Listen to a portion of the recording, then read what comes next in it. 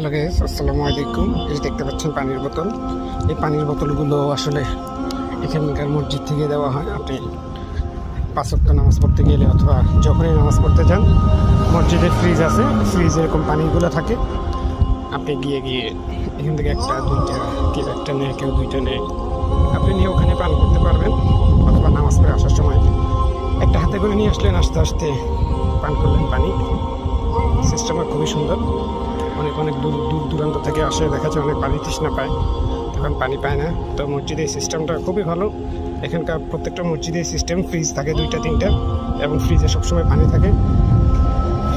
দেখতে পাচ্ছেন। Hello guys, আসসালামু আলাইকুম। এই দেখতে পাচ্ছেন পানির বোতল। এই পানির বোতলগুলো আসলে এখানকার মসজিদ থেকে দেওয়া হয়। আপনি 5 ওয়াক্ত নামাজ পড়তে গেলে অথবা যখনই নামাজ পড়তে যান, মসজিদে ফ্রিজ আছে, ফ্রিজ এরকম পানিগুলো থাকে। আপনি গিয়ে এখান থেকে একটা দুইটা, কেউ একটা নেয়, কেউ দুইটা নেয়, আপনি নিয়ে ওখানে পান করতে পারবেন।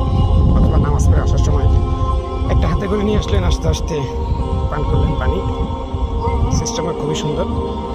অনেক দূর দূরান্ত থেকে আসে, দেখা যায় অনেক পানি তৃষ্ণা পায়, তখন পানি পায় না। তো মসজিদের সিস্টেমটা খুবই ভালো।